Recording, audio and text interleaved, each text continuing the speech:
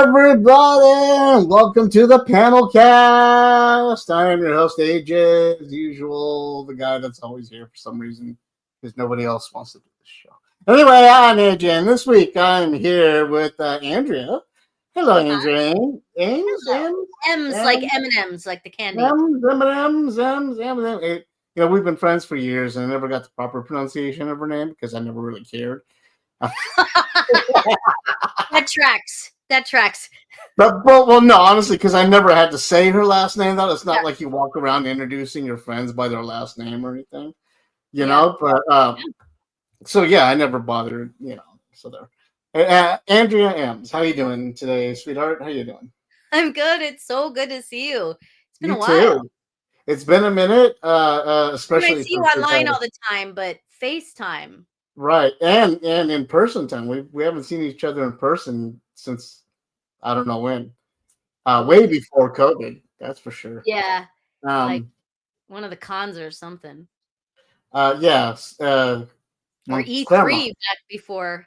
Hmm? I think Claremont was the last time I saw you. Holy cow. Okay, that was a long time ago. Yeah, it was very long ago. But hey, such is the business, such is the world we live in right now. Um, those of you who are wondering, Who am Andrea, I? Andrea, yeah, who are you? What you do? Why don't you go ahead and describe it yourself? Because I do such a crappy job, and I'm gonna be busy hitting this little vape here. So go ahead, go. Okay. I'm Andrea Emmes. And actually, when I first met you, 13, 14 years ago or something like that. Like, dang, but okay. 12, I don't know. In the before times, I was getting my degree in game design, and I was a game designer for Disney Interactive for a hot minute. And now I'm an audiobook narrator. I mean, in the before times, I was always a performer, dancer, singer, actor. But took a little swerve, had a pivot, and then now I'm doing audiobooks, so I'm acting again, just in a padded cell. Right. Much better. Oh, I gotta tell you, yeah. Well, and I have a pain disorder, so I can't stand or walk or dance or do all those kind of things anymore. And you'll see me fidget and stuff, or if I call out, don't worry, I'm all right. I'll let you know if I'm not. So being able to work from home in my studio and still be able to perform, but just with voiceover is Right. amazing. So we actually did. Your name came up a few weeks ago, or a few episodes ago. We were interviewing Rick Gualtieri, and we were talking about his series of books, and came up that you read for a series of his books, him and Ari Carr's series of Yeah, false icons. icons. Right. Hmm. Yeah. I started reading slash listening to the book 2 weeks ago, and found that your annoying voice has been accompanying me while playing um, Thanks. a solitaire in spades online, and it has helped me get through a lot of painful nights, Oh, and good. helped me So not so absorb. annoying. I'm glad. Yeah, annoying because I like to give you a hard time, I know. I but know. I know. not really annoying. You actually we're doing a great job on the series, but I thought while I was listening to it, because interviewing him reminded me of you and of what you were doing, and reminded me that Andrea, if you go onto the Forbidden Panel website and dig deep into our archives, you'll find that she used to write video game reviews and stuff on our site and post them on our site all the time.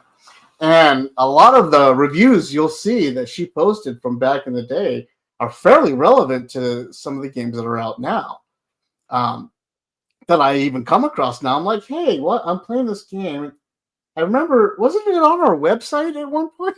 Like, and I remember that Andrea had done a review of it, and so I'll go back and I'll read it, and because of that, I thought, you know what? Let me hit her up and see if she's free. So I'll bring her on the show and interview her and get people to know her and find out what other books she's been doing and what all she's been doing since she. So here we are. Nice. You know, I enjoyed writing for Forbidden Panel, and it was definitely fun. I think one of my favorite things of all time, though, was when I got to interview Ernie Klein for Yes. oh my God, Ready Player One. Ready Player One. That was what it was. That's what brought me back. Yeah, the Ready Player Yeah, One. like it's still like a feather in my cap that I hang on to forever. And having some email back and forth with him, and even after when it became the movie or when it was announced, I was like, "Oh my God, congrats!" And he even responded. Now, obviously, I don't have a Right. reason to reach out, but it was just really, really kind of cool. And to be able to, in a lot of ways, full circle it, because now I'm narrating, which at the time wasn't even in my, oh my God, words. I find I'm losing my ability to say my own Thank you. words, but I can do Same. other people's words, no problem. Same. And then I'll look at somebody who I've never met before and be like, why aren't you telling me the word that I'm supposed to fill in? Like, why aren't you in my mind filling in the word that I can't figure out right now? That's on the Yeah, tip of your tongue.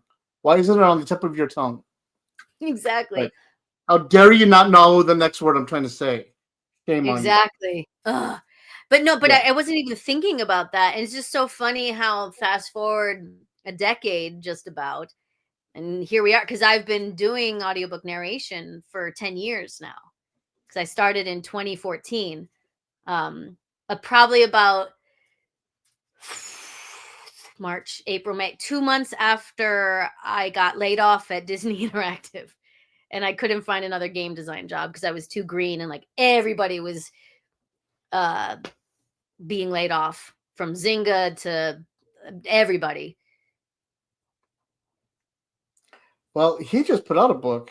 I was looking at this, The Bridge to Bat City, Mm. and you need to get on him so you can get back on to reading those books so then we can get him on Forbidden Panel on the show. That's all I'm saying. I'll see what I can do. Shoot me I have no shame in using my friends to pimp out other people. I've got no shame whatsoever. shoot Okay. me a reminder. What's Right. funny, going back to Rick.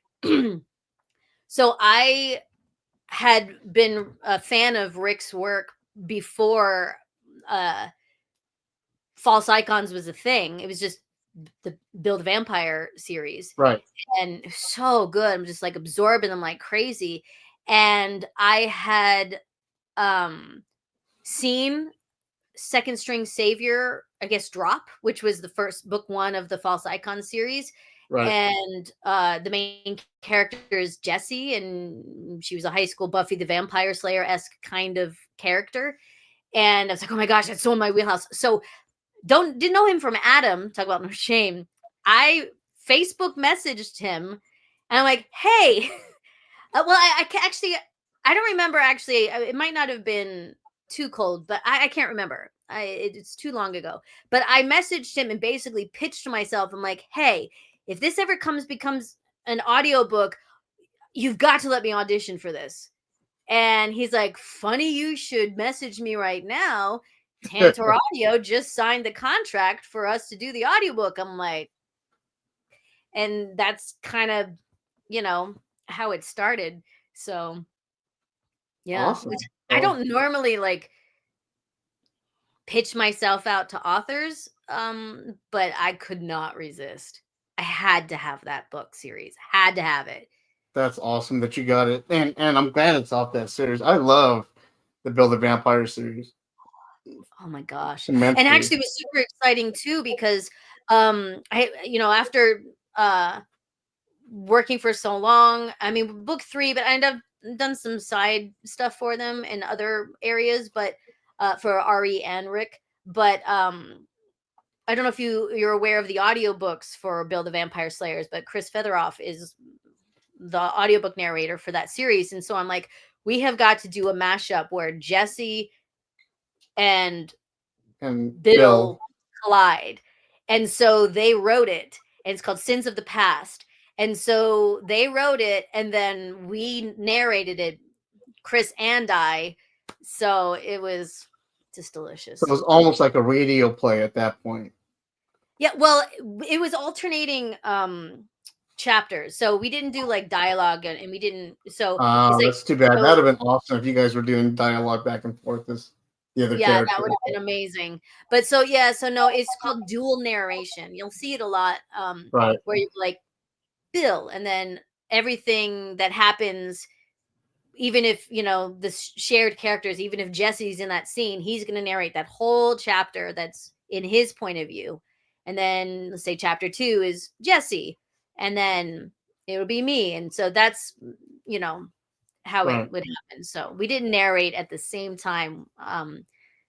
It would have been cool, but it was still so cool to be able to do a project together and bring our universes, because they're in the same exact universe, right? So, Right. and it was also just really neat too, because I got to be a part of some scenes that were in the early books of the Build a Vampire series. Yeah, It especially was the from a completely different perspective, and you're like, whoa, you yeah, know. the meetup, the with Turd and all them. Yeah. Yeah, with the I can't remember what the Sasquatch. ceremony was, but with the Sasquatches. Yeah. Yeah, it was amazing. No To get spoilers. Total I'm not saying spoilers. I mean, I'm nothing else. total. Yeah, but it was kind of cool. It was like seeing under the hood, but yet being a part of it too. Because I remember just reading it as a fan, and then I got to be in it, so to speak. And Right. yeah, Because that part in the book series, I mean, of all the things he bites on and borrows from and everything, that point is kind of the Lord of the Rings moment, the Fellowship moment. yeah, Where everybody's getting on board and coming together. There's a big war coming together. Like, and so and you get to narrate the kind of like a side story that was happening at the same time while all that was going on, and your character interjects every now and then. That's really cool. That's almost like Ender Shadow, oh, I'm kind not of like familiar. an Ender's Game had. Ender's Game, yes, but not the Ender's So Shadow. Ender's Shadow is written from the point of view of his opponent. Oh, okay. S- Yeah, So yeah. so it's kind of like that point of view that you were taking. Yeah, and still So being involved in a part of it and having an imprint on the you're still situation. running in, but you're seeing it from a different point of view and all that stuff Yeah, brought and like different. a different angle to it. Well, and also too, and also it's kind of neat how some things can then be explained as to why ABC happened, because you're like, oh, I did that. Oh, or Right. I that's neat how they just kind of mind melded that together. And I mean, in so many, I don't want to spoil anything. Just read Right.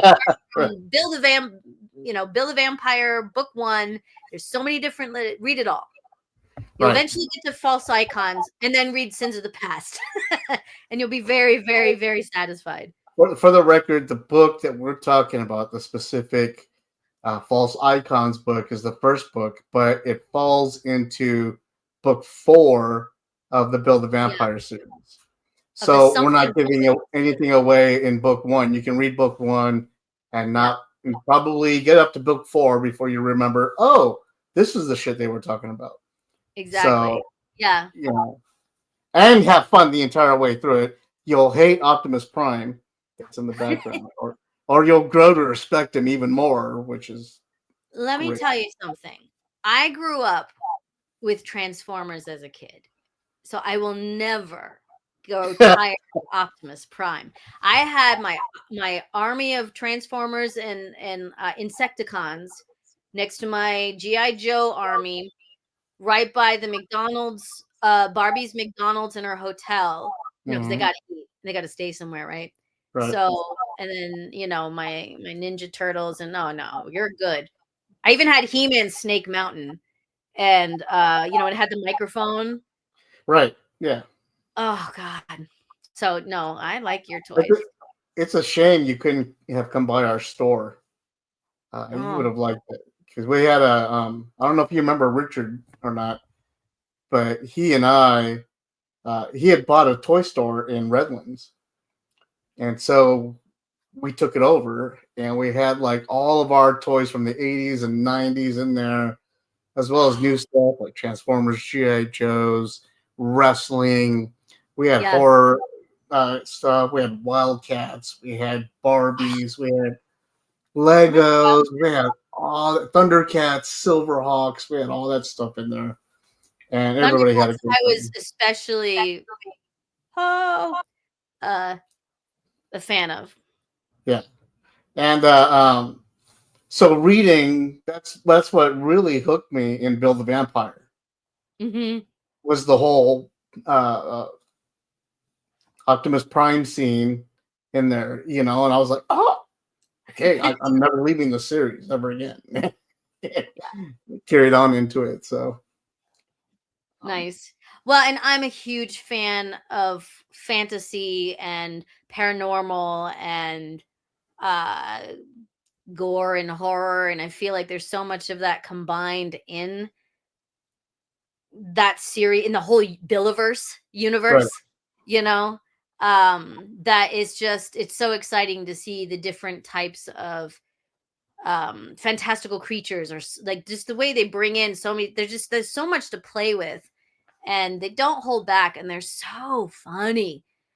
The humor bit is one of my favorite bit because they're so, especially Re, she's like quick, you right. know. And I can always tell when her contributions in False Icons, because they have a pretty good mix between the two of them. Mhm. And because I've done a couple of her other stuff, and it's just, she's just hilarious, and the two of them Well, combined is dangerous. let's talk about that. What other books have you done as far as audiobooks and whatnot? A lot. um I What am about, what ones would we have heard of? Because mm, like these series, those are your kind of Audible Unlimited, um, yeah, sorry, Amazon Unlimited series, which is yeah, more given out to people that want to subscribe for the free books that they pay. I think it's $15 a month for right, get those kind of books monthly and read them for free. Check them out and put them back in. And you right. can also get them on Audible as well, but they're on the lower tier level as far as price goes. Not saying quality wise that they're not No, it's just for sure worth availability. Hmm. right, just availability, but Or they're not as they're well all known. available. It's just they're all available. It's just a matter of, if you're in the program, that you'll get those within that program as a library free read, Right, so to speak, or you pay X amount and then it's in your library always and forever. right. So, but on the upper tier wise, have you read for any of those type of books? To Anything be along like fair, the Stephen? I don't mess with the stuff that I do. I don't know how Amazon and Audible does their machinations with their tiers, so that's not a question I can answer, because Okay, that's outside of my world. That's right. all publishing and marketing kind of a thing. So for me, um, well, to answer your first question, I've done about like over 300 books, um and from a wide variety of genres, from little kids, nonfiction and fantasy and sci-fi and mystery and lit RPG, which is always fun, especially with being a gamer for life. But and a whole Being swath. married to one too. Yeah. And well, he's a gamer as well, and he's got the animation background, and I got the game design background, and we just geek out all the time. So it's geek heaven here. But yeah, and so in my world, it's a lot about, I mean, I'm a contractor, so to speak. I'm an actor, right? So I just work with the publisher or indie author for that life of the book. And what they do with it once I record it is out of my hands. Right, So for me, it's a matter of building relationships and a reputation, of just, putting quality work out. And I hope to be better than I was yesterday. And I'll never be everyone's cup of tea. I mean, I know I've got reviews where, oh my gosh, she was the best narrator ever. Very next review, she was the worst narrator ever. you know, so that's fine. Totally fine with that. But so it's a matter of, I've done some James Patterson books, and for some middle grade books, the Max Einstein series, which was Okay. so fun and so cool. No idea where it's on the realms of where you were talking about, but it's you Well, could that's just what I meant. Is like yeah. what well known authors have you read for? Is where I was going for. Like, Sure. Oh, fair enough. Yeah. I'd say the most famous one would be James Patterson, and okay, Chris Gravenstein, who was the co-writer on that series. And he's done Chris Gravenstein has done a ton of kids books and very, very, very popular, amazing writer. Um, uh, I mean, I've not really done. I did a book called Get Inside Her, and it's not what you think, but it's exactly supposed to hit you like that. right. And it's a very famous. I didn't know it until I heard about the audiobook, mind you. This was early in my career. Marnie Kinrys, who's a motivational speaker, and she's a um, um, she calls herself the female wingman or the wing woman. So she helps men understand women to the extent like of trying not get out of the toxic PUA of the pickup artists in that whole world. And like if you really want to have a true relationship, you don't want to be some asshole dick gross person. Right. Let me tell you what it's about and how you're gonna really land these women and for a longer period. Oh, excuse me. May the Sorry. blessings go to you. So she's What in that burn? world, she's massive. So I narrated her book. Um, so that was pretty cool. Um, Other than that, I don't have many I don't have famous names. I was nominated um last year for a SOVAS, a Society of Voice Arts Awards against Meryl Streep, and she beat me. And I get to say Meryl Streep beat me. You know Never that bitch. I never been so happy to lose in my life. Did you get to meet her and stuff? Was there like a No, ceremony? she Or wasn't anything? there. No, sadly. I did meet Felicia Day at Oh, the audience nice. last year, which was cool. I was like, hey, back when I was a game reviewer, we met at E3 and we just started talking about game stuff for the how 10 minutes we were talking. But like in the lit RPG world, I don't know if anyone's heard of like Selkie Myth with the Beneath the Dragon Eye Moon series. I'm about to record the last book. I'm pretty sure it's the last book, which is sad because it's a great series. So I don't have big name drop kind of names that I'm not sure are as recognizable necessarily. Some in the romance world, but the real heavy duty braggy one is James Patterson. Now, can you explain to me, as an old man, what is lit RPG? Yep. Literary role playing game books. So it's basically as if you're playing a a Dungeons and Dragons game in literary form. So you've got it's full fantasy, right? And but it has a Is ton it of like a choose your adventure book where you're like, okay, go to page no, but 43? no. Oh, talk about a big name in the world of gaming. An author get Matt Forbeck, who is a prolific writer who does all kinds of stuff for Marvel. And I did a choose your own adventure that he wrote, which is exciting, and got to talk to the guy who invented Forgotten Realms, which Forgotten Realms is one of the Dungeons and Dragons Right. stories, pretty old and epic, and I was able to get some feedback and assistance and directorial guidance before I began. So that was totally geeking out. So Module. it's That's what it's called, right? Modules. No. yeah, and Dungeons and Dragons you have the modules, Campaign. huh? Campaign. That it was a campaign. That's what it was. I Yeah, was yeah, trying to yeah. think of what they were called. I was like, they're not side quests. They're not. No. Yeah. Okay, a better way to describe it for lit RPG is because for the what I did for Matt Forbeck, which is perfect because anytime I would play, even if I'm playing Baldur's Gate or World of Warcraft or EverQuest back in the day, I would always roll a halfling rogue. And so the book that I did for him, which was Choose Your Own Adventure, which is totally geeking out because I had a whole bunch of them as a kid, which I'm pissed at myself for not saving them, but who knew? Right. Um, uh, that was 100% Dungeons and Dragons in the sense of all of the different kinds of characters and monsters that you're familiar with. With lit RPG, and there's a difference between the lit RPG, literary role playing game, versus game lit, which is game literature, where one is more crunchy and granular, lit RPG, meaning a lot of stats.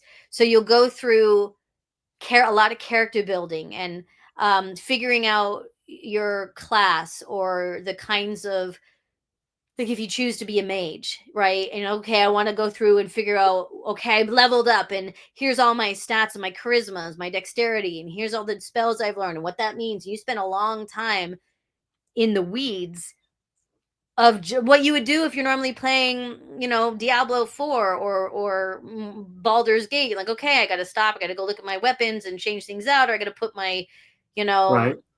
I just leveled up, so I want to put more in strength, or I want to change things around. So all that is written out, and so which sometimes can get tedious.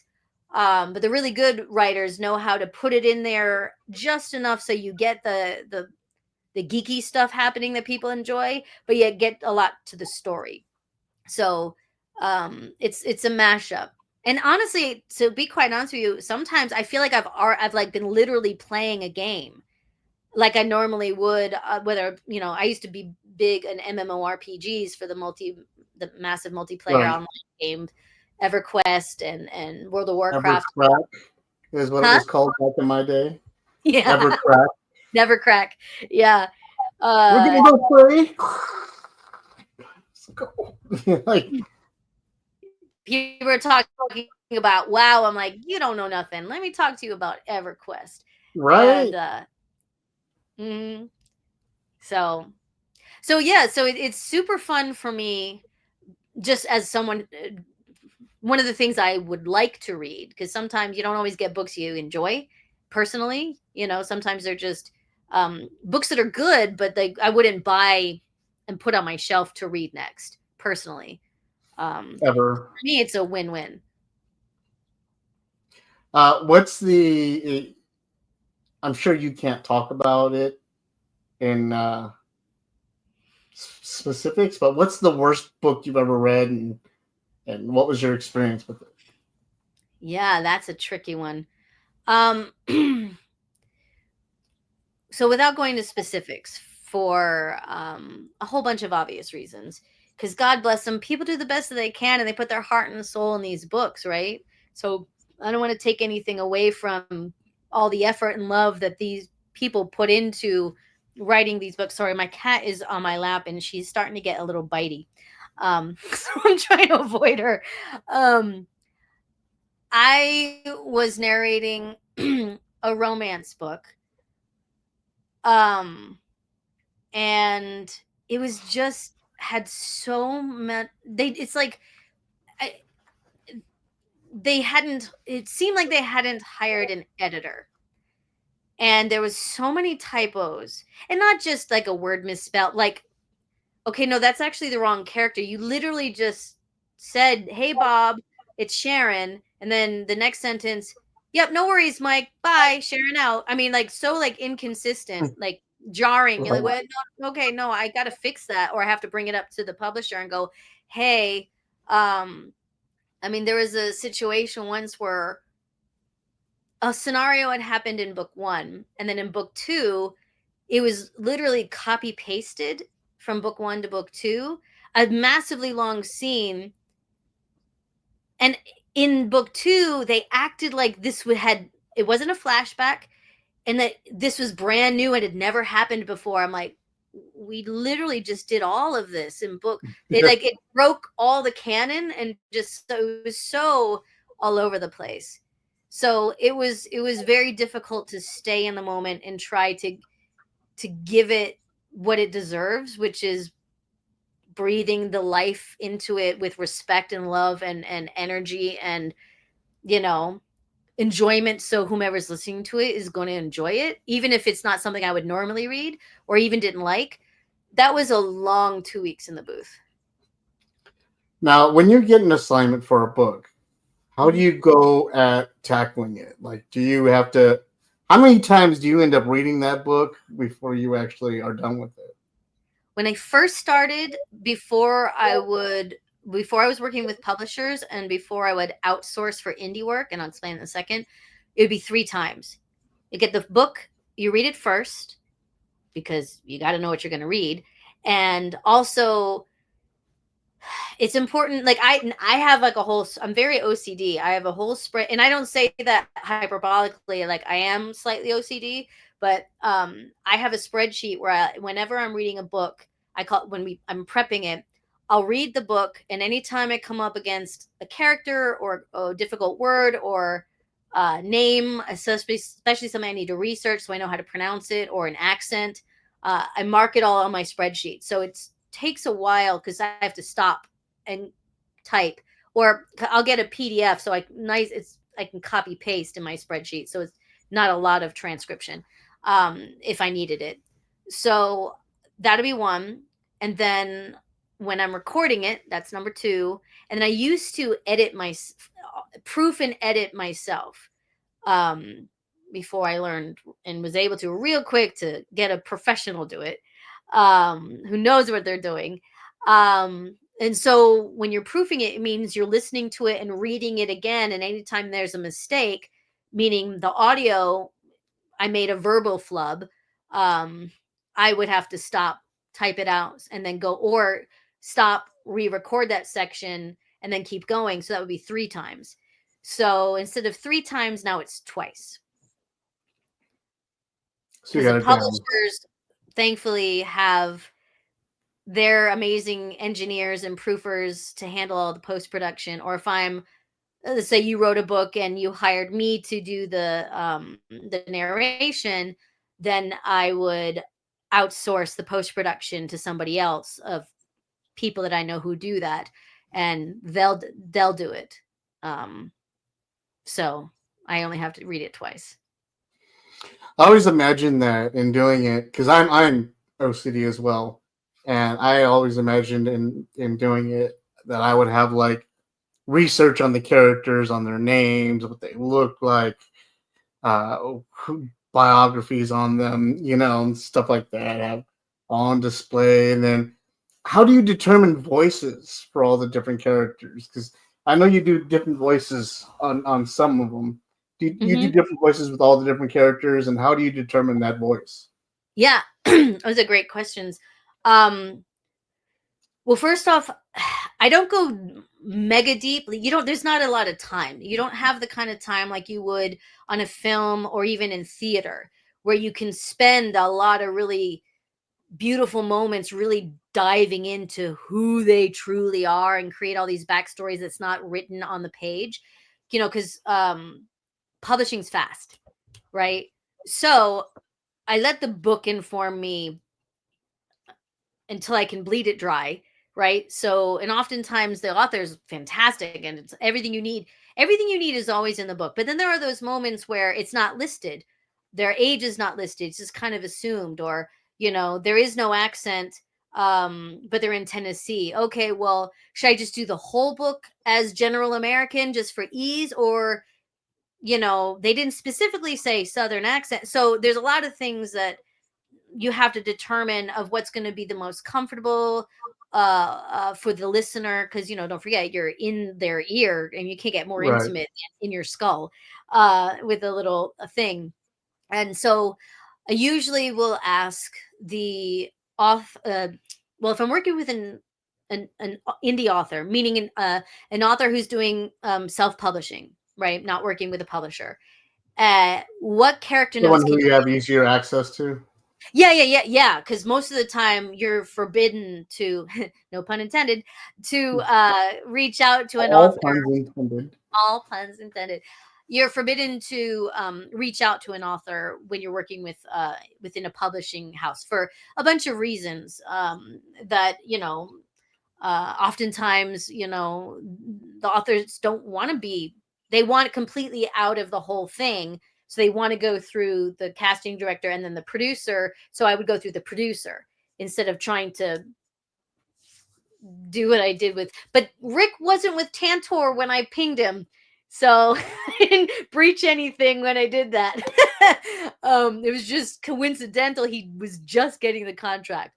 Anyway, so I'll ask if I'm working directly with the author, then I'll say, "Hey, AJ, anything extra that you have on your characters, uh your tone, anything you want to tell me directorially, we got to punch that out before I start recording, because after I get approval, you get zero say, because then it gets become a micromanaging hell. So Right. I try to have either a meeting or give me a character sheet and say, I'm not going to mimic any celebrities, but cast it. Oh, she reminds me of Reese Witherspoon. Oh, okay. I get the vibe. I get the feel, even an Alabama accent if you want a slight Okay, cool. So it gives me a direction to go. And so if the author has kind of some things in their mind that they didn't write in the book, oh, she reminds me of Reese Witherspoon, because it doesn't make sense in the book, but that was in their brain, that's extremely helpful. And so I'll try to get as much as I can. And then with that, I figure the rest out on my own based on the scenario, the scenes, whose people's relationships are with each other, and also just trying to vocally differentiate enough so that the listener can follow who's talking. I mean, I've had, especially, I mean, in this series alone, from Beneath Selkie Myths, which I highly recommend, very much enjoy, huge fan of it. Get it now. Book 12 just came out today. Phoenix Peaks, plug done. So, Beneath the Dragon Eye Moons, I think I just finished prepping book 13, and I'd say there's probably 400 characters, right?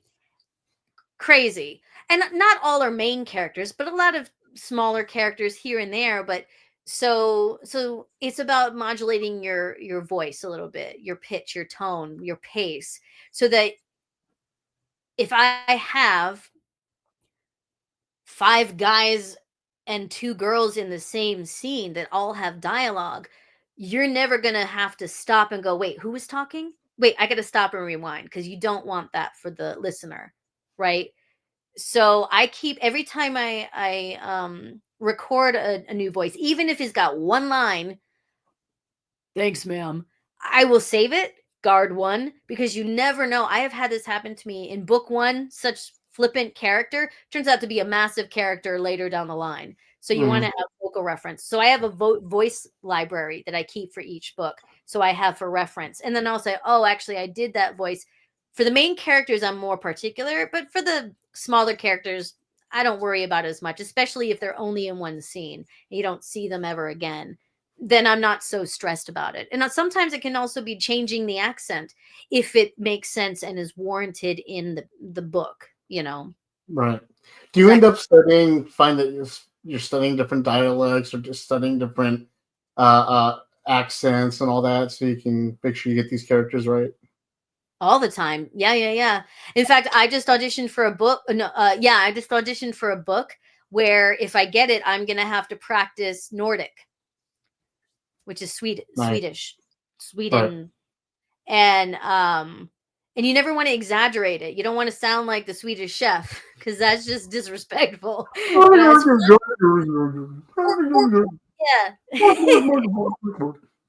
So yeah, actually, I have as actors, we're always training and having coaching and taking Right. classes and stuff.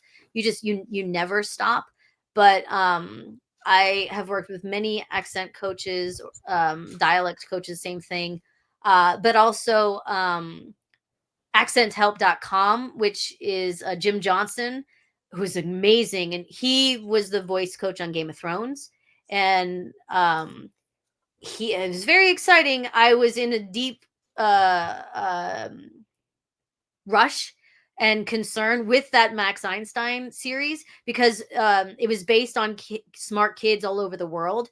And so I had to do like 14 different accents, if not more, in that whole book, and sometimes in the same chapter. And so I had messaged him. I'm like, oh my gosh, I have to do the, I don't remember what the accent was. And he was like, yeah, I'm in Prague right now, but yeah, we can work something out. And I didn't know it then, but he was in Prague for Game of Thrones. Nice. Pretty That's my like barely a degree of separation, but I'm constantly training the the accents that I am the worst at, and I have tried and I have watched too much Love Island. My husband will bitch at me uh because they have the UK and the Australia one. I'm great at UK. I suck at Australian and New Zealand. I don't know what it is, and it's not that different of a switch, but it just hasn't clicked for me. So What software did you use to record? I have Studio One is my DAW, my digital audio workspace, and I have an audio interface. I have a Presonus, but I'm about to use the Quantum because my current one is about to die. Keeps blinking on me, so I just bought a new one. Um, because I was wondering if you can adjust the voice modulation or the wave controls inside of it to control the different voices that you could use, and then you could just save those as profiles to help you No, have different voices. yeah, no, we're not allowed to do any editing and voice changing, or not even compression or limiters, or you know, dry, So no types mono. of digital voice modulation whatsoever. Nope, nope. It all has Okay. to be from acting. I mean, I get your point, and I can understand the logic of efficiency there, but also, it messes with a whole host of other things when you're coming into um, finalization and mastering, especially on the end that happens with the excuse me, the publisher side of things, or whoever is doing the post engineers. But also, it's just it's not an acting tool, it's not something that's replicable, and it's also, it'd be wicked time consuming, and I don't have time, you know um Yeah, there's got to be a way for you to go in there and let's say you record a character's voice, just a tone or whatever, and then it records that modulation, that wave, and you save it and then replicate it for a later use. You yeah, know. but that doesn't help me when I'm in the booth acting, when I'm got dialogue back to back to back to back of Jane and Joe, you know what I'm Mhm. saying?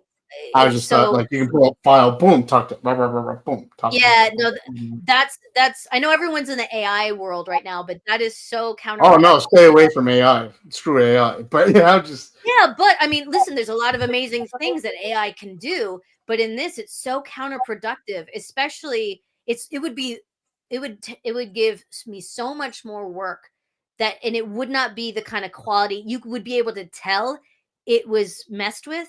The organicness of it completely goes away, and it would be very difficult for me to act uh through that, because I'd have to say a line, stop, completely get out of the headspace, especially, well, in any of the storylines, but especially I do a lot of books that have heavy emotion, you know, and you just break your rhythm and the flow and the believability, and it's just no.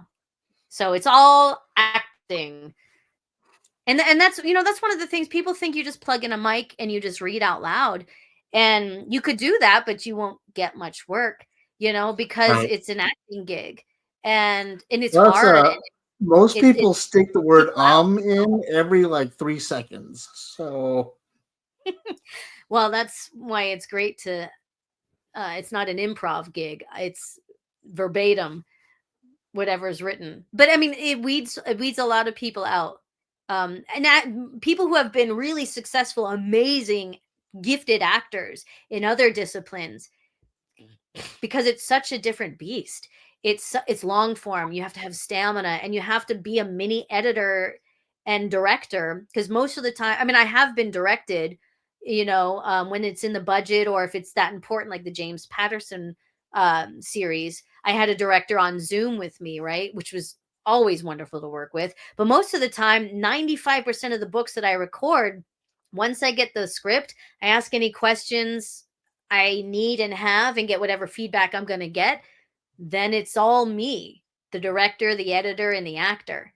I mean, mini editor. I just don't hit play and then just record. I yeah. have to punch and roll. So as I mini edit on the fly. Like if I make a mistake, or if there's a car honking outside or whatever, I'll have to stop, find a clean spot, either at the top of that sentence or maybe further back, depending on, or if my stomach gurgles, um, uh, and punch in from that spot and then keep going. So it's that kind of a thing. It's not major, but most people don't want to do that kind of stuff, actors wise, and that's okay. Um, Right. but I love it. You were part of if I'm remembering correctly, part of an animation project Hmm. a little while Mila. ago that went pretty big, right? Yeah, it's quite the story. So when I was in college, for the second time, back I started in '09. It's actually where I met my husband Gio. He was studying for animation, I was studying for game art, but half of game art and design, half our classes over overlapped. So I learned how to animate, and I learned from 3D and 2D, and not that I'm the best artist, but I know all the programs and doing, you know, um 3D modeling and all the things. And so my or our academic director had brought in Cinzia Angelini for like a kind of like a master class kind of a thing, and she was I think had just left Disney, or she was with Dreamer. She's been in business for a long time. She's amazing. And she put on a little thing, but she had written this story called Mila about this little girl, and it's based on her mother's life story.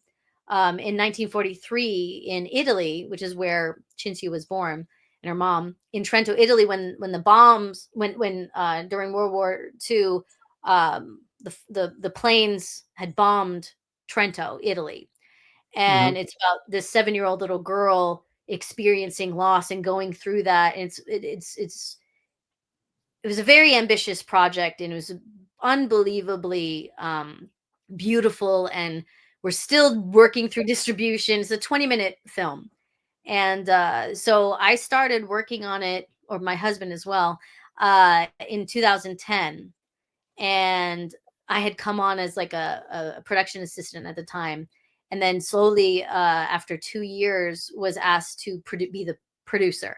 Chinzy had asked me to produce it, which is exciting. It was just after I had left, graduated from school, and so we had 350 artists from around the world in 35 countries working on this, volunteer based, and the high level quality that it has is mind boggling, especially how we did it with very guerrilla style, because, you know, it's very difficult to be kind of a hard ass on someone schedule wise when they're volunteering one, or they're on the other side of the planet, and, you're having to wait for time zones and this and that. I, I know nothing about that running comic book company. Yeah, it's too bad you can't relate. So, forgive me if I, condescend to you. Right, right. Yeah. Talk down to me all you want. I have no clue what you're saying. Yeah, so I mean, so yes, exactly. So and it took us 10 years to finish the film. And then we had 2 years in film festivals, which was amazing. And I think we were selected for almost 100 and I think 178, almost 180 film festivals around the world, and then we won 78, 77 or 78, and we were in the long list for the Academy Awards, but unfortunately didn't make the short list, and that's okay. But yeah, it was pretty amazing. Crazy, Nice. crazy experience. And Cinzia, the director, of Mila, her film Hit Pig, starring Jason Sudeikis and RuPaul's in it, a whole bunch of people, is coming out soon if it hasn't already. So, yeah, it came out anyway. So, pretty exciting to see where Awesome. where they started and where they are now. And I'm in a That's, booth, a padded booth, talking to myself for hours. That's where I'm at. Just living my best life.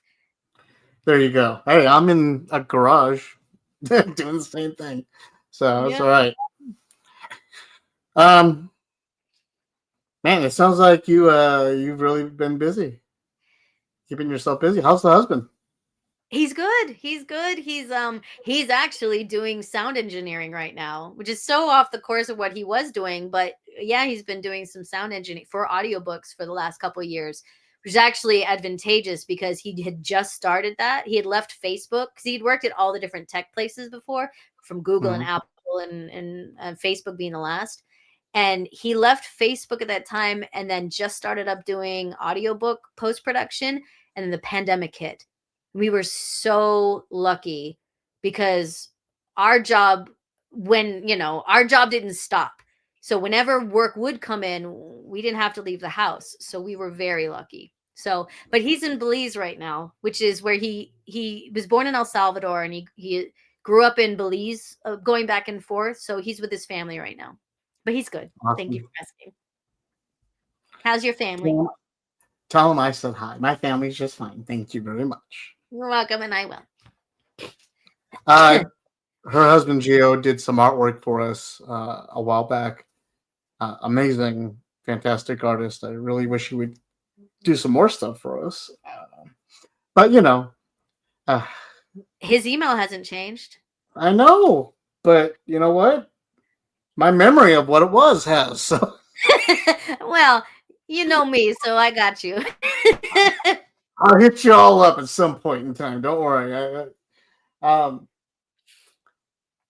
Yeah, yeah, we're at 50 minutes now, so we've been rambling for about an hour. So I think we're pretty good. Yeah. What Feels is fast. can you talk about what you got coming up next? I'm going to be recording book 13, Moonfall of the Beneath the Dragon Eye Moon series at Selking Myth Road, pretty soon. Next week, Can you I tell think. us a little bit about what it's about, who it's by, Yep.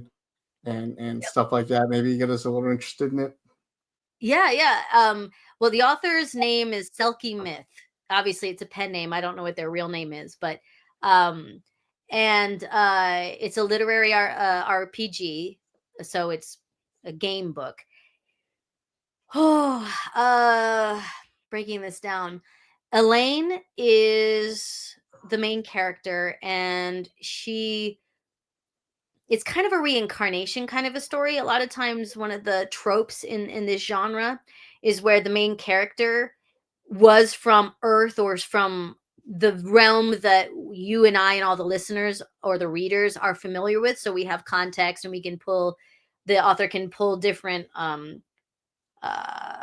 references or funny jokes Hmm. that pop culture kind of things, but are dropped into, because of reasons, um, a fantasy kind of a world. And they usually start super young. Like, so when we first meet Elaine, she's 8, right? And so, but she knows something. She's like, why do I have these memories, or what is happening? And she has an experience with this god who lets her know this is what's going to be happening, and you'll know some information, you won't. And so it's about her journey of starting as an 8-year-old, figuring out who she wants to be, and running away from some pretty horrific things, because there's some politics in it, not our politics, but fantasy politics, where she ends up running away to join the Rangers. And so the soldiers. So she ends up finding herself as a soldier and a healer, because that was the avenue of the magics and the spells that she chose to be a healer. Um, in some games, you'd consider it a cleric, but she'd kind of be a paladin, but she's not. Even though she can fight, she's more like an archmage healer. Anyway, so so basically, it's her All whole the story of. non-gamers right now are listening. Like, should I just go ahead and skip this part? I don't know. I know, Oh, sorry, goodness. sorry. Just put up like a sign, geek moment. Totally nerding out. She's going through trying to find herself, basically, in this fantastical fantasy world where magic is involved, and there's a lot of scary things that are happening when she's coming into her own and finding love, or I don't want to give anything away, but a whole bunch of cool stuff happens, and you're along for the journey. In a lot of ways, you feel like you grow up with her, because you're she's choosing what she wants to be, and you're in that mental headspace as she's figuring out who she is. There you go. Okay. And It's if you such a want to give big her, world. It's so hard to chunk it down. so let me ask you something then. Is it weird describing somebody else's fantasy? Like, No. like the author sat down, this is all on her head, she's putting it all out there, and here you are giving voice to it. Is it weird? Because it's not your creation, but it's somebody else's creation. That's true, but then it is my creation. It's the collaboration. The audio part, the acting, bringing it to life, that's all me. So it's in a way it becomes a duet to where, and God bless authors, they have to let go. Right? That's got to be so difficult to let go of their baby and go, please don't mess it up, but yeah, so it's kind of reverent. We even if it's not something I'm a fan of, it's still pretty. I mean, yeah, it's kind of weird because you're taking their 2 years or however long they spent on this and or are spending, especially over the course of the 4 years I've been doing this specific series, um, where I'll get the the script, the book, and then I have to then bring another layer to it whilst honoring what was there, but bringing it to my interpretation, acting wise, of how I would feel in the situation based on the script and what's happening without having a director, right? And even when you're in an audiobook session with a director, it's not the same as a film. So you know what I mean? As far as direction goes. And that's a whole nother 50-minute, if not longer. Conversation. Yeah, but it's cool though. It's so neat, and it's a little scary sometimes because you don't want to mess it up. You want the author to like it and the listeners to like it and hope that they hear the respect you gave it and go, "Here, I brought it to life. I hope you like my part of this baby." So in a way I feel like, you know, I guess a step parent? Well, that's what I mean. If let's say this were a child, Yeah. okay, do you feel like part of its upbringing? Do you feel like part of No. its clothing that it wears and grows out of, or do you feel like an arm that's growing with it? Like you're its voice, you're the child's voice from here on out. Yeah, I definitely don't feel of the early stages kind of a thing because I didn't help birth it. Because the book itself was already written by, so Right. So all you of don't that. feel like part of the creation process, but you do Yeah, feel yeah. So part of the baby, so though. yeah, so and oftentimes I'll get books that have been around for years and it's just coming to audio, so it'll have a life of its own. Which can be jarring sometimes for listeners or even the author, but they're like, "Oh, I've been living with this character. That's not how I heard it in my head." I'm like, "Sorry."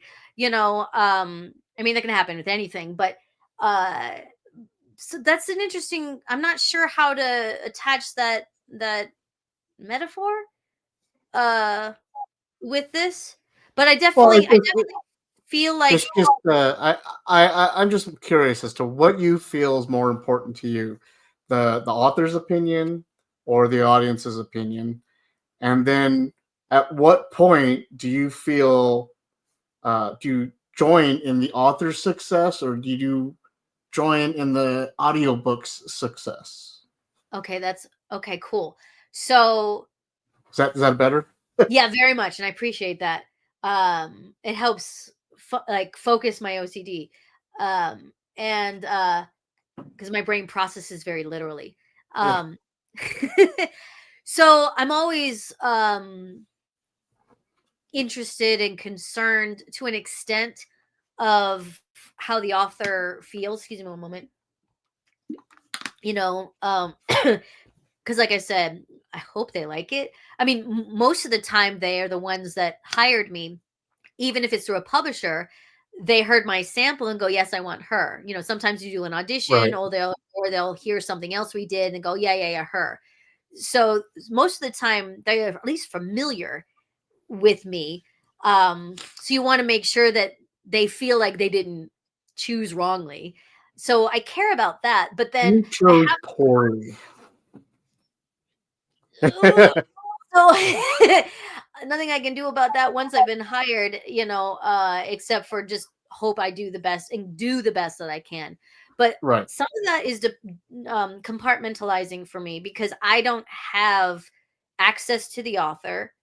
And even when I do, like say with Rick or RE or any other person I'm working independently, once I start recording, I don't take direction. They don't do that in the professional world. Again, the micro in the sense of like line reading. No, change this. There is no back Right. and forth, back and forth. There is no months and months and months. I get a book. I like. I'll start book 13 Monday, and it's due in 2.5 weeks, and then I'm on to the next book. You know what I mean? So it's super fast.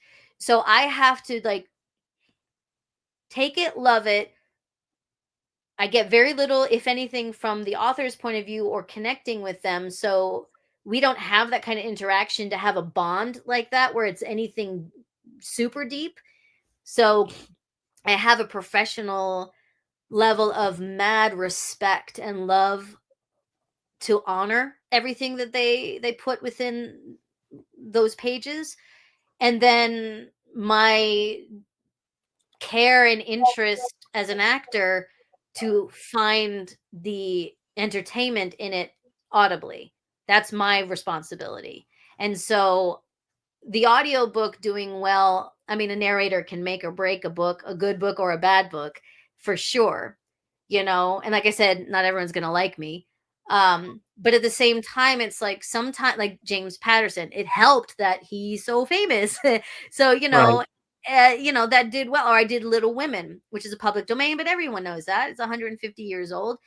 And it did well, thankfully. I think a lot because at the time when I released my version of Little Women, there was a mini series happening in England that came out at the same time as a movie came out. I think the one that had Meryl Streep in it or Emma Watson. And so that helped elevate it because of just Little Women name recognition. Not me, but just the famousness of and the cherishedness of Louisa May Alcott and that story.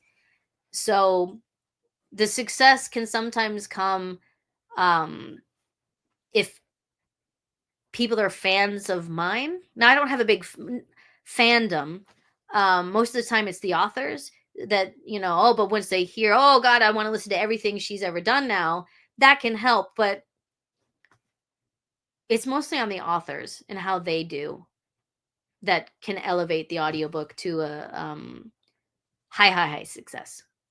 So then you do feel a certain responsibility of the book's success and the creation of the story's success, and that you do read the audiobooks and stuff for people. So you're hoping in I the do. success of everything, including Oh your yeah, part, well, well, especially your part.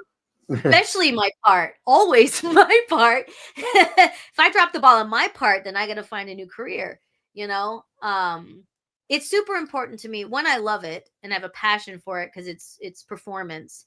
Especially now since I can't do it physically anymore, when I used to on stage or whatever. So it's extra precious to me.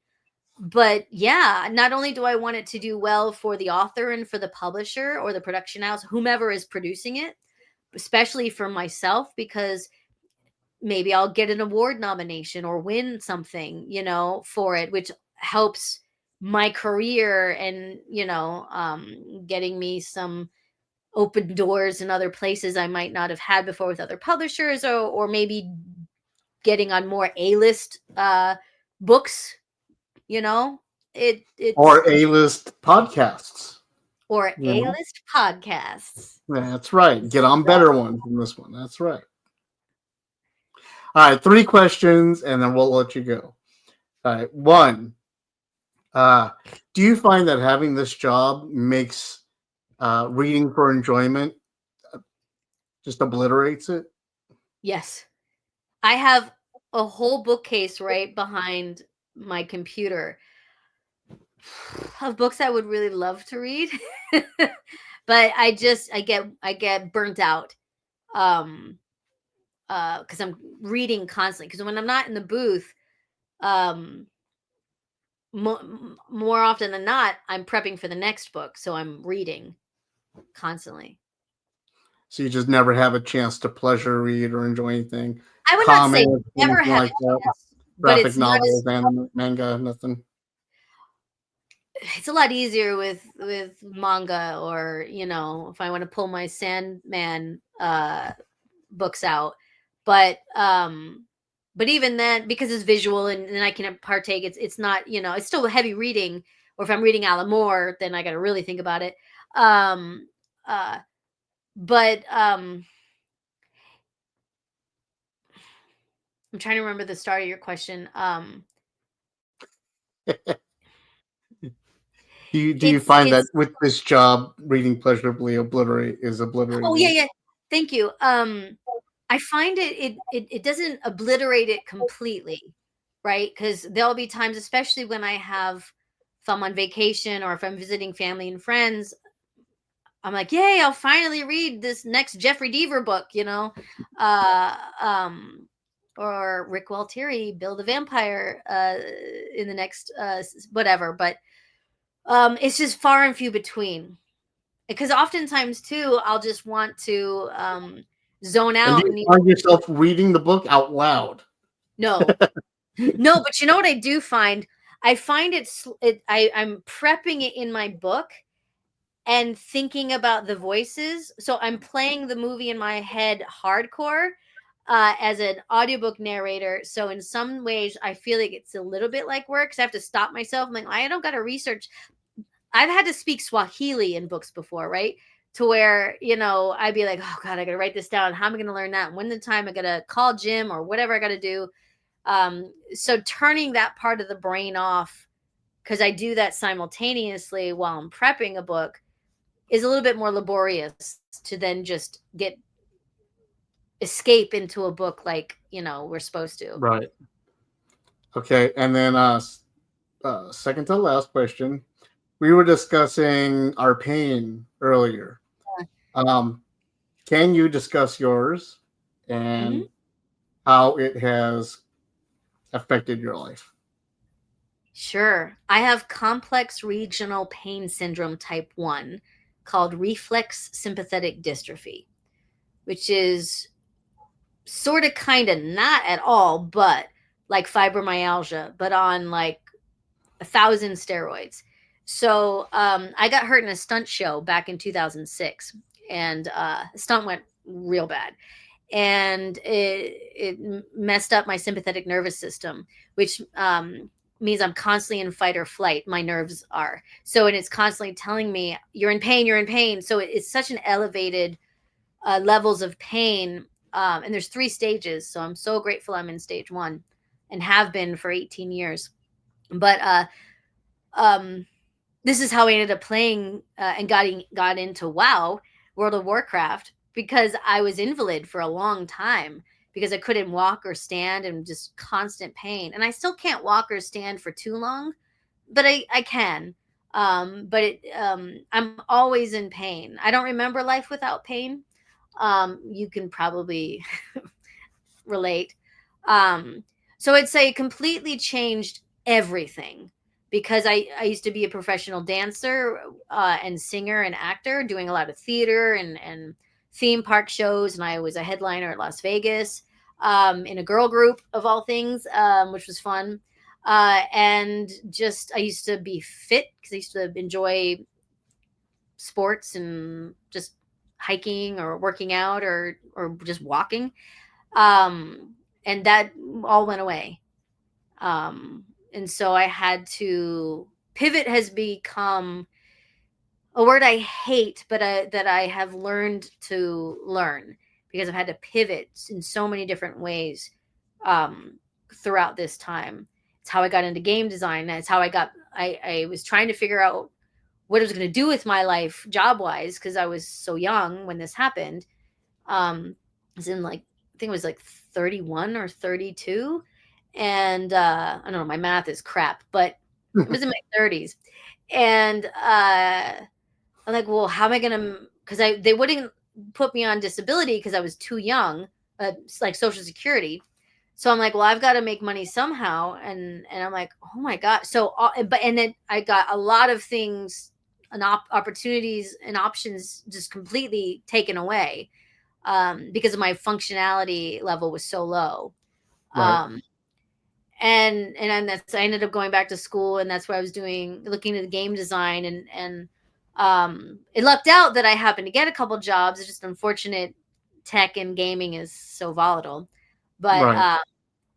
and so yeah, so it's been a challenge. I mean, I've been dealing with it right now. I had physical therapy today, and I got issues with my back, and I'm constantly having minor surgeries, and so messes with your emotions. I had some ideations I had to work through with a psychiatrist, and soul searching, with the depression and that kind of a thing. So yeah, it's massively affected my life. However, I have worked through, because it was super important to me for a whole host of reasons, to not let it take over and define me in a way that I was just a vegetable. Because one, that's just not my personality, and two, I'm just like, nobody's going to tell me I can't do something. At least I'm going to try, and I'm going to do everything in my power. And I'm so grateful for the inner fortitude to even want to try, because it's hard to want to give a crap when all your F's are gone. Yeah. um, Right. you're just like, I can't wanna. I even wrote a song, Can't Wanna. So I wrote an album while I was invalid, and it was very cathartic and therapeutic, and it's kind of been my, I'm certain you can relate to this, because there are days and moments that you can't even move. You have to move, so you have to figure out the how can I want to move, because I know I need to. I mean, it's this whole process that goes on to find the motivation, and then it works out because you get enjoyment, because I'm so glad I did that. Yes, I'll suffer for it later, or I suffered through it, but man, I got to hang out with AJ, who I haven't seen in forever, and talk to in forever. So worth it. You know what I mean? Now, yeah. Um, I have psoriatic arthritis, so uh, I have pain in my joints and in my limbs, all of them, and Mm, then I have I get lesions on yeah. my skin, and they start cracking and tearing open and bleeding all over my skin, cracks and rips, and everything hurts a lot all the Everything time. pops on me. I know what you're talking about. Yeah. Everything, and it always hurts. Everything, and I was getting shots for both of them, and they were the Sympathetic shots. nerve And blocks? I'm sorry, Sympathetic nerve blocks kind of shots, or steroids kind of? no, like medication. I was getting two different types of medication for each Okay. shot, Okay. for each different, because psoriatic arthritis is two different diseases Yeah. merging as one. So I was getting a shot for each disease, and it was helping, but not all the way. Yeah. We switched insurances in July Mm, and went to an HMO with Blue Shield, okay. and now we're finding out that those insurances aren't covering all the medications. That's been since July since I've had any of the arthritis or psoriasis medication, which is why I'm getting all the sores. I'm in Wow. a So lot of sorry. pain. I can't function some days. So Yeah. yeah, I understand exactly where you're coming from. I get days where I'm just like, and I don't mean to gross anybody out, but I'm just like, if I can put off going to the bathroom for as long as humanly possible, until where it's just almost falling out of me as I run to the bathroom, because I don't want to stand up, because it hurts so bad to stand up Yeah. I that I would literally rather sit here and am with you on that. you know. Yes, sure, it's gross, but there are more things, or like, you know what? Maybe I won't shower for 4 days. I'll take a washcloth and do the quick little thing, because I can't physically stand.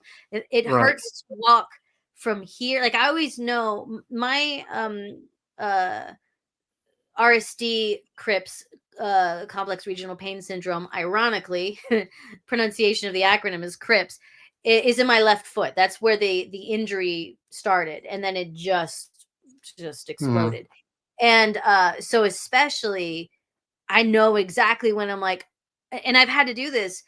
I have to leave my full grocery cart in the middle of the aisle and just leave, because if I don't at that moment, I will have to get an ambulance just to take me home, because I physically can't move and physically can't stand on my leg anymore without screaming. And that's not Mhm. hyperbolic, that's just an unfortunate truth. So Right. I get it completely. I would get to where, because my knees also, I have nothing in my knee. No It's just cartilage. bone. Mm. And I would walk through like Walmart. Anytime I go to the store, I use the shopping cart as a walker. Yeah, same. And there are I can't times where find I'm, the cart to drive me. yeah, Yeah. and I'll get, sometimes it'll be so hard on my muscles that they'll start locking up and cramping and collapsing on me as I'm there. Uh, that's part of the psoriasis and everything too.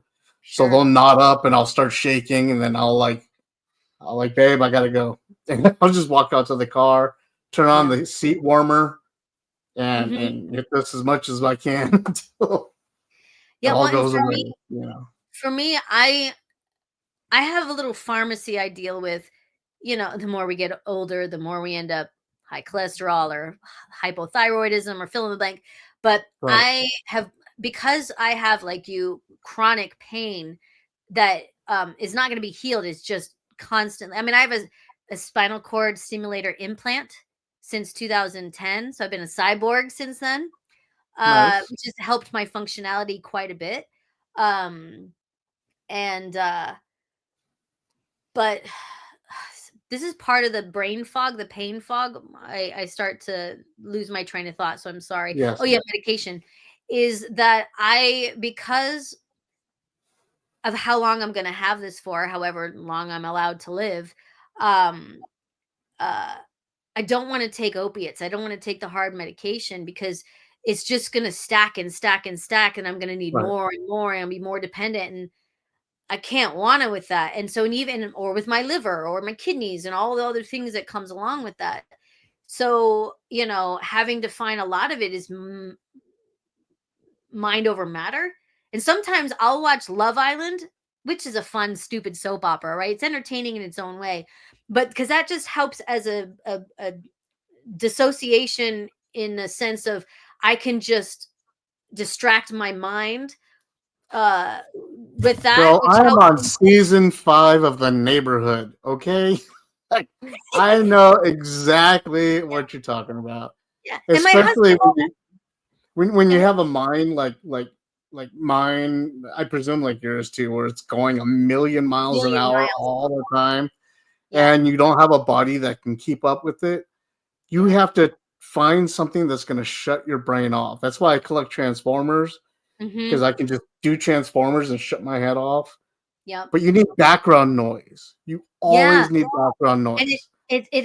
you and I are so alike, it's not even funny. Yes, And and it, I have it can't be insomnia, anything that you want to focus on. It can't be anything you want to watch or that I or pay care about. attention to. Yeah. No, If I because like, that will completely distract you and you won't get anything else done.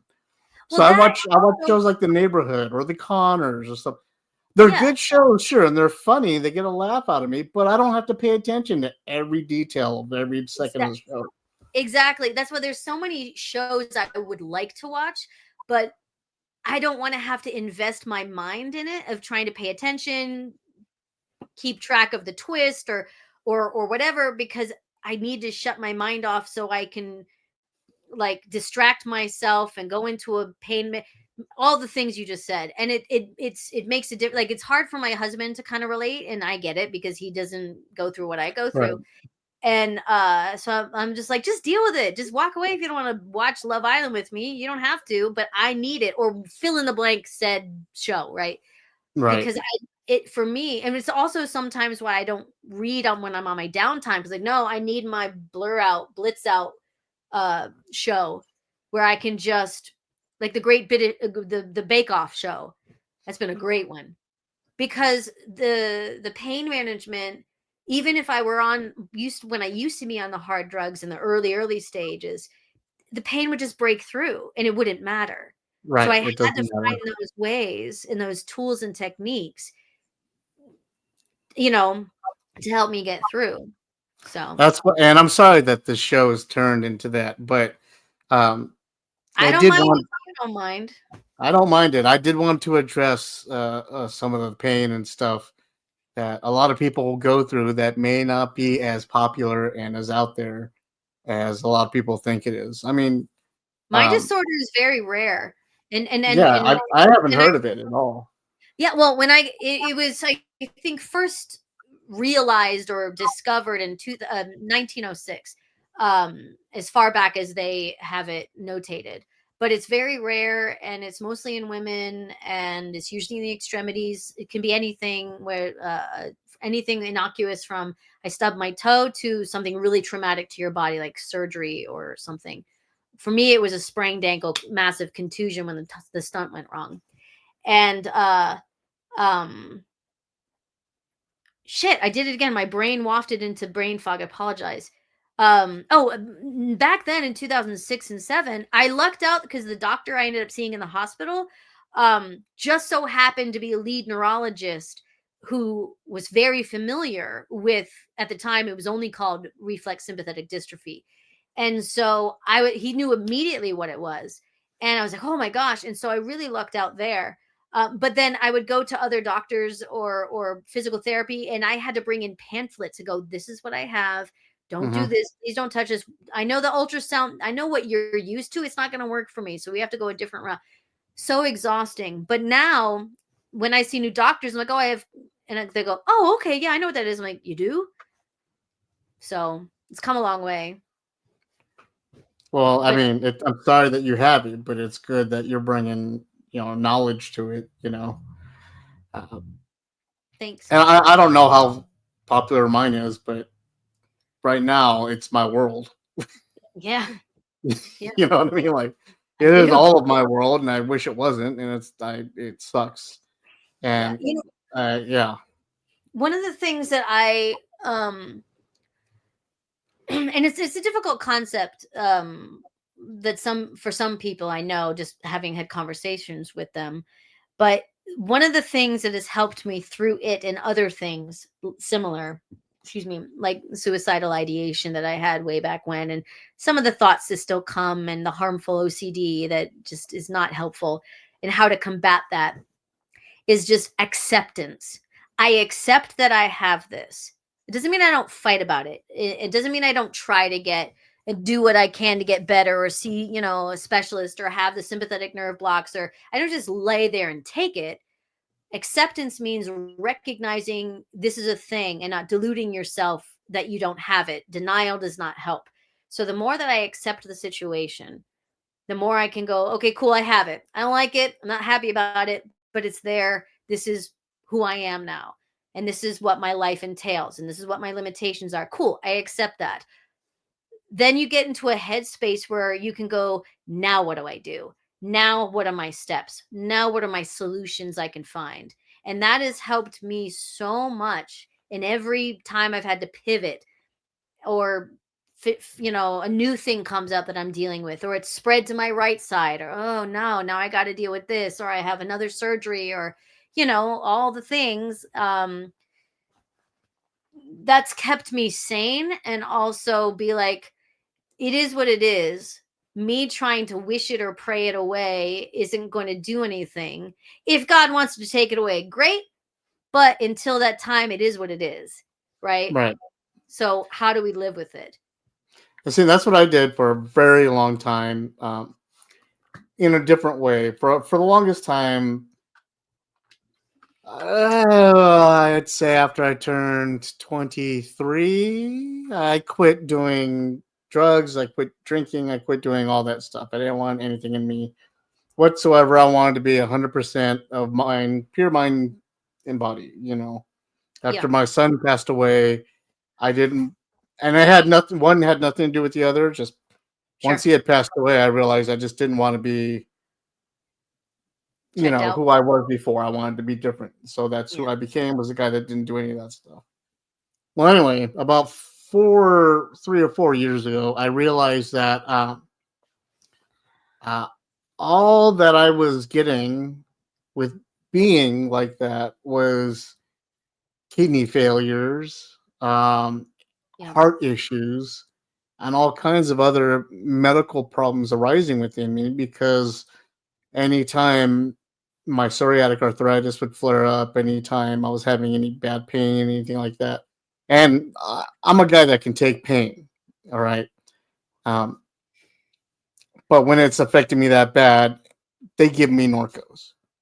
They Mm. give me the high dosage hydrocodones whenever they Mm-hmm. can, and it's not helping my body. Any of the side effects that it's causing on my body are Yeah. worse than the pain The symptom. I'm having to Yeah. deal with. Yeah. Because sure the pain's gone, but when I'm sitting there trying to take a dump for 3 hours, you know, or my kidneys just don't want to function anymore. Like it just doesn't do anything. So Exactly. I decided that I wasn't doing that anymore. So I got rid of all that crap and I went on the herbal route. I went Mm-hmm. CBD, I went THC, I did all that stuff. And I went the complete opposite of who I was for 30 years of my life and who I Mm-hmm. was. And I don't regret it. It's done a lot for me. And it's probably it's gonna sound stupid in the way that I say it, but it did prolong my life a little bit because I'm not taking Norcos as much as I used to have to do Yeah. I before. don't think 'Cause that's now, stupid. I accept it. right? Yeah.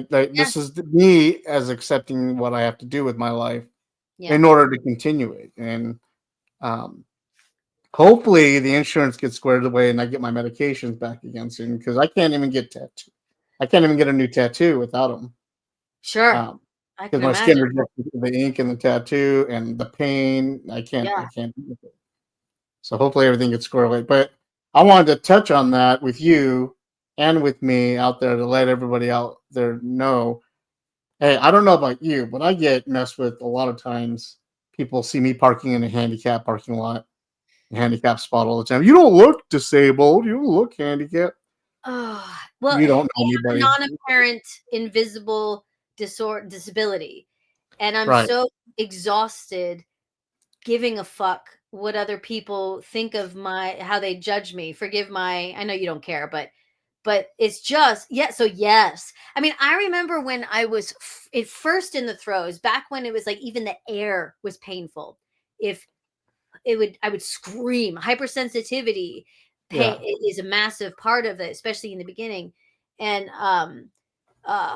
and so I was in a clinic, and I've always looked several years younger than what I am. And so I was in my early 30s, so I looked like I was in my 20s, right? So people don't really take 20-year-olds seriously. And I'm in a clinic, and this I think the man might have been 60 or maybe 70. And I'm just sitting there by myself, bawling my eyes out, trying to just be in my own little bubble while I wait my turn. And I had put my foot out ever so slightly from my seat instead of tucking it under the chair. And his wife accidentally tripped on it. And I apologized. I'm like, I'm so sorry. And I screamed at the top of my lungs because it hurt so bad. And I'm like, and then just bawling hysterically.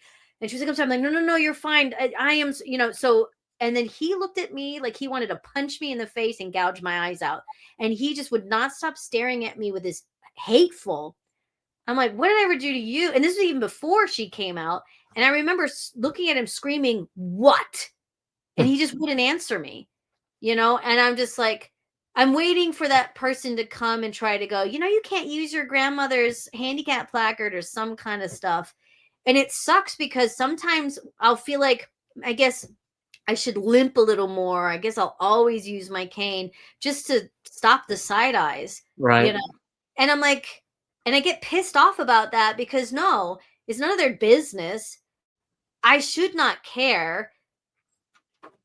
And if I'm feeling good in that moment, why should I put myself in a shitty position mentally and then physically and pretend to be? I want to revel in the moments when I'm not feeling pain. It's such Right. so precious and far and few between. So who gives a shit about some asshole who wants to be judgmental? It's hard. It's super hard. It's super hard. Every time somebody says you don't look disabled, I'll be like, "That's funny. You didn't look like an asshole," and then I'll I'll just tell keep you, walking. a lot of people think that is an okay thing to say. And honestly, I don't blame them. Most of the time, people don't know how to react to people who are disabled, and Yeah. especially pain. And so I give a lot of grace out, and empathy, because having been it and seeing my loved ones who just have to stand there and can't do a thing to help me because there's literally nothing they can do except believe me and love me. That's it, how helpless that makes them feel, and awkward. Right. So I have a lot of grace, but that's actually one of the worst things you can say, because it's like you've just stripped another piece of my normality away from me. It's like, well, what is normal? I mean, we're all messed up in different ways. Like you said, you don't look like an asshole, but you know, and Right. I don't think most people aren't trying to be when they say things like that. They don't know what to say, you know. Yeah, I Um know. But and for it's me, just how I use that. I like when they say things like that because I get really angry, and when I get really angry, all the pain goes away. yeah, well, and you know what's interesting? It comes back later, twice It as comes bad. back. Cool. You But thought but you in that lost moment, I'm one. like, "Oh, that got me mad. I feel good now. Let's do this." Yeah, and But and at I get least it. yeah, yeah. I Yeah, know. and I'm then just you get with saying. the that doesn't help, and I made their day, and I don't need to be the bully or Right, right, right. I'm and just wouldn't it saying, like really between help? you and Blah blah me, blah blah blah. However, one of the things that I don't think a lot of people realize, because they just, they can't relate. Pain strips away all the filter. Extreme pain takes all your filters away.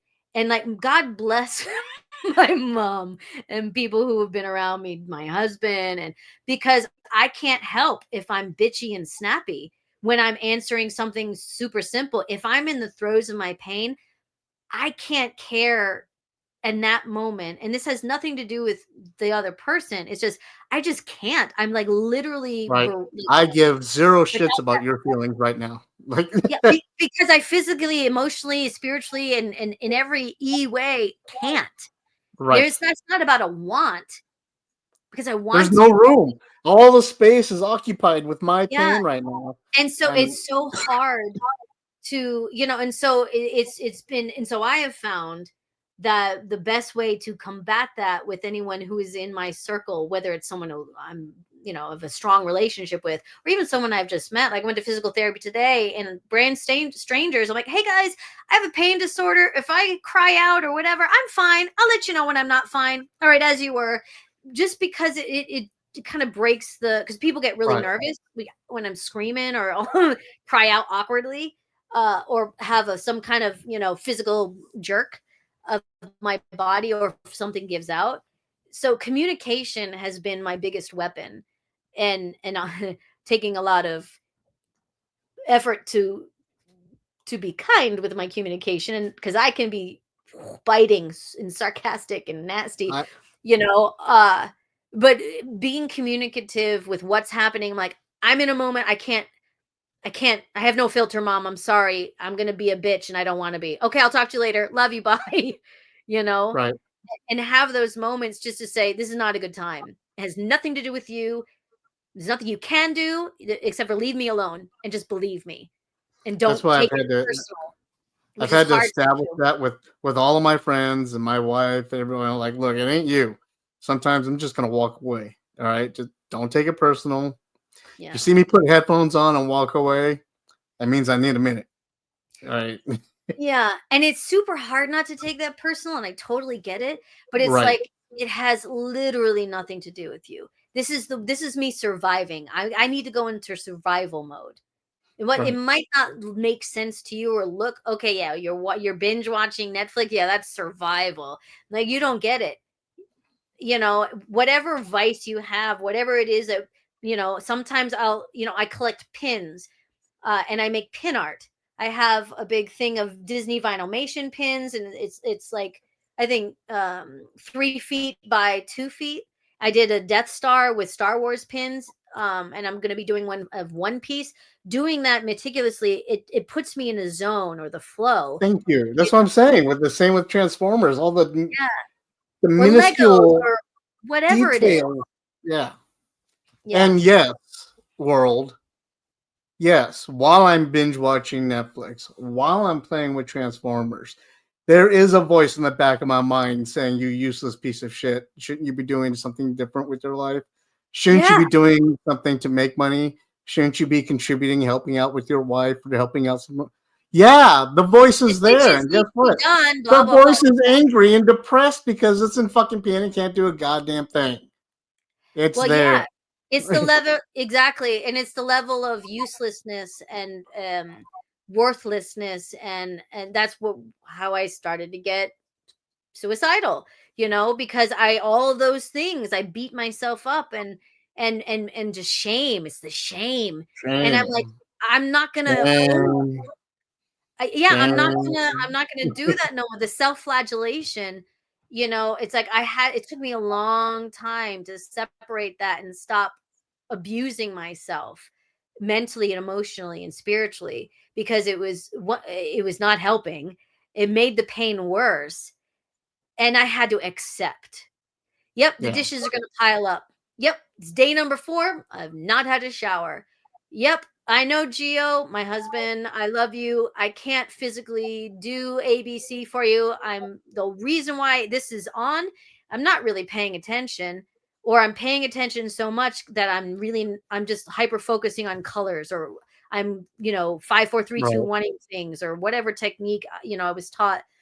I'm working. I'm not laying here just, being lazy. I'm working. I'm working on my survival, for my mental health, for my physical health, all those things.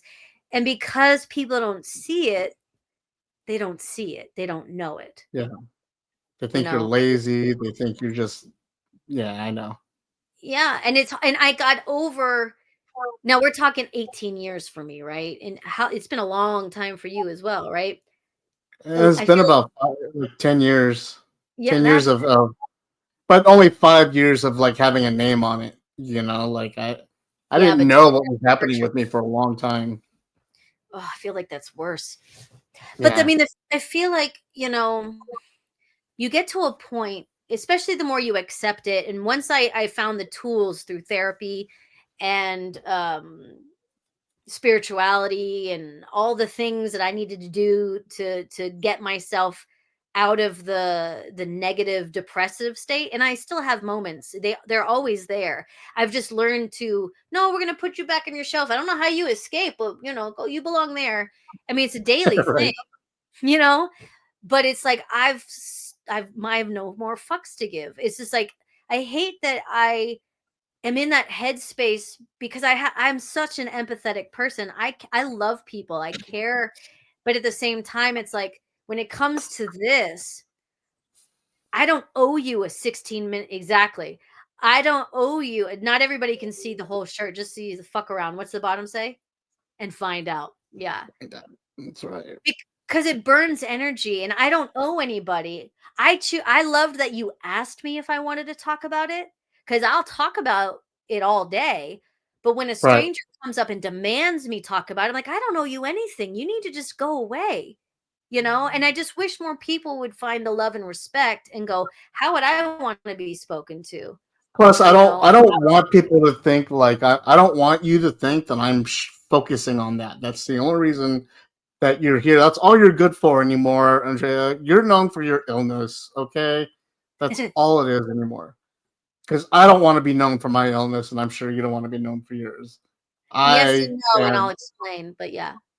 I think remembered that I had an illness, and maybe remembered that I've done everything that I've done despite it. Yeah. You've done a But lot. I don't want a lot of like sympathetic Yeah. backslapping or anything like that. Pity. Like, just I fucking can do. acknowledge what's going on with what I'm dealing with and make room and let me continue to do it, you know? Definitely. And there's a difference between empathy and pity. Because Right, I don't want pity. I want your empathy, but I don't want pity. right. And that's a kind of a hard concept to kind of wrap your head around. And I totally know what you're talking about, but for me, it's a little bit different, and probably because I'm an actor, which has a little bit of narcissism in it. But one of the things that helped me through my suicidal ideation phase, my deep, deep depression, was writing my album, and which was a Christian album. It was very, very spiritual, but it was very, very personal to what I was going through. And it was my cathartic way of my come to Jesus moment, so to speak. Um, and what I did with that in a way that was edifying was I ended up talking to a bunch of parents or other people who had RSD, especially back then when nobody knew what it was and what was going on. And being able to talk to a mother whose daughter had stubbed her toe, and all of a sudden her 11-year-old has this horrific, painful disease, and being able to share and talk and educate, which feeds me too. And I used to go to different like youth groups or anything that had children, so I could just say, listen, whatever your challenge is in your life, and it doesn't have to be this horrific thing. Any challenge is valid, you know. Um, Right. SATs is a challenge. Like, I don't diminish anything, but we're all going through different things. And so no matter what your challenge is, there's an aspect of embracing it, and then how do I live through it and above it, like you were saying. You said it better, but I can't remember I exactly how you know. said and so I don't mind at all talking about it in a spirit like we have. Even if you didn't share it with me, even if you were, um, an abled person, I still would enjoy this because someone truly wants to understand. And I think the more we know, the more we can grow and all the things. I don't want to be in platitude place, but it truly does help. And it helps me too, because in some ways it's almost like group therapy. For a long time, two things. One, you want to talk self harm? I have a nice little Mm, car yes. here. Yeah. Uh, I tried to kill myself a few times, so I'm there with you. Um, we will put up the warning Good. I was attached just to. getting a suicide hotline number, please. Yeah, we'll put it up there too. I'm also a veteran, so we'll put Oh, that good. number Yeah, up yeah, there. yeah, yeah.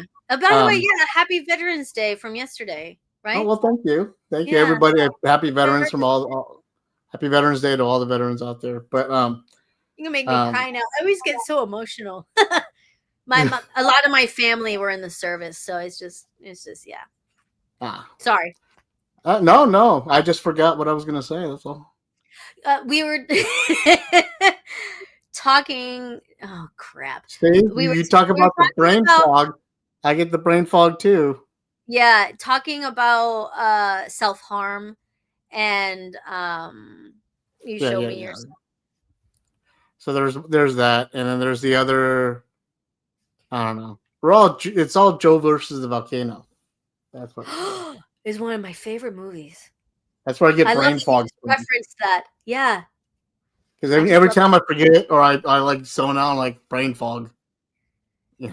Yeah, and that's actually a real thing for people who are suffering for with a myriad of things, and sometimes the medication will do it. So I've learned to forgive myself and give myself permission with a lot of things, because otherwise I'm just going to shame myself to death. And that's the battle you're fighting mostly. That you'll find for those of anybody else out there having to deal with this stuff. You're not just battling with the outside world. You're not battling with your family or anybody else. That you're battling with yourself, literally, because your body's trying to fucking kill you. Yeah. And to live with somebody that's trying to fucking kill you 24/7 and hours a day, and it doesn't mean to, it doesn't want to, it loves you, but you're just in the fucking way. Well, So, it's broken, and they're having a right. massive tantrum because they don't know why, and nothing's fixing it. Yeah. Um, So like that's the battle you're going to be fighting, is the battle within yourself. And so yes, you have to allow yourself to be able to feel these things. You have to allow yourself to be able to do these things and to move forward, because you're the only one that's going to be able to heal you in the long run, because Yeah, I you're the only one that's going to have to live with yourself. You're the preach. one that's feeling with this pain. You're the one that's living with all of this. You're the one in your own head, And you know. also, when it all comes down to it, you're the, like you said it, but I'm going to repeat it because it's pretty. And I think this is for everybody. But in the end, as hard as it is, the only one who will or can truly take care of you is you. Yes, Right. there are always people who can help, but you have to be your cheerleader, your survivalist. Fill in the blank term. I have nothing clever at the minute, but you have to be all those things. Advocate, and exactly, and it's hard, it's exhausting. I'm tired all the time. I have insomnia as it is because my brain won't stop. My OCD is just blah, blah, blah, blah, blah. And I have harmful OCD, so I've got a lot of things coming at me, and I have excoriation where I can't stop picking my skin, and that's an OCD. And I think a lot of that has come because of all the stuff that I'm going through since I got um this disability, this pain disorder, because my nerves are just shot. It's dominoing to many other Right. different things. But it doesn't mean that I can't be an award-winning animation movie producer, or which I am, which is amazing, as well as an audiobook narrator, and do some amazing things and the cool stuff I've done since I got hurt. I was a game reviewer and writer for you, which was cool. I never thought I'd do that. And so I take joy in the big wins and the teeny tiny wins. And I think we should do that no matter what our situation is. And you saying about how being known for it, one of the things in my business in audiobooks, or just in acting in general nowadays especially, is the importance of authenticity casting. Like, I would Mhm. never narrate a book where the main character is a person of color, right? Because there's plenty, yes, it's acting, but there's so many people of color But you're not a actors, person of color, and so I'm there's not no a person. reason for you to be able to play that. Right. Yeah, and there's also so many different things that I'll never relate to. And so there's some fine lines that are done where we're trying to be as authentic casting as we can, even though we're all actors. And of course, the whole part of acting is being someone you're not. I'm not a serial killer, but I've played one, but for me, Well, stop. Uh yeah. but lately, and one of the things that we're supposed to like share with the publishers, the producers and casting people, is not just like, okay, my voice range is here so I can do kids books really well, or young adult, or whatever, rom-coms or whatever. Because like I can't imagine me ever doing a noir. My voice doesn't really sit there, and that's okay. So I know where I live here. But then there's other things, like I tell them I have a bachelor's degree in game art and design. I was a game designer. It's helped get me a lot of lit RPG. I'm a heavy gamer. They know how to cast me because of my passions. But then I'm doing a lot more books that are written by people who are disabled, or about people who are disabled. And one that's actually been really feeding me, because I'm getting a lot of nonfiction that is just written by psychologists, and so I feel like I'm getting paid to better myself. So I'm really grateful. Um and but to be able to be like, oh, Andrea is, this is going to sound terrible, our token disabled person, but Right. yet I know the experiences, like, oh, we've been talking about forever, tonight, that I can bring to it, that someone who hasn't experienced this just will never have. No matter how amazing they're acting, there's an authenticity there because of the gritty realness.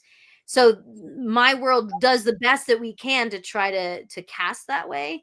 And so I'm in that respect too, I'm grateful and happy to share that, because then I can be a part of something that is trying to educate and help others. So to me, that's pretty, I don't mind that at all. Does that make sense? Yes. Okay. I know I'm a little bit rambly. I apologize for that. No, no, no. I mean, sure, it took 10 miles to travel 3 feet, but still. My dad would always say, which means you're talking in parentheses. Stop it. Get to the point. um, there was one other question. I still can't remember what it was, but I think we're good because we're at an hour and 50 minutes now. Oh, I've had My so much laptop's fun. about to die. And Well, we don't want that. I've had a blast. so have I I. enjoyed it very much. Um, oh yes, the last question. Where can we find you? You got to have a website where all the collected stuff where we can find you and your voice and I poke fun do. at you and laugh at you Yeah, and I mean, stuff. yeah. I mean, listen, trolls, you. Yeah, yeah, and you. Okay. It's I cool. only look like a troll. I only play one on TV, okay? I might put my hair up like the troll. Um, be kind with reviews. I don't care if you don't like my stuff. I really don't. But don't be a jerk. I had one vlogger talk about my narration saying I sounded like a prostitute laying there just taking it. Which honestly I think is hilarious, but it was pretty mean. He was mean spirited about it. Anyway, Did you ask uh him to like cite from experience?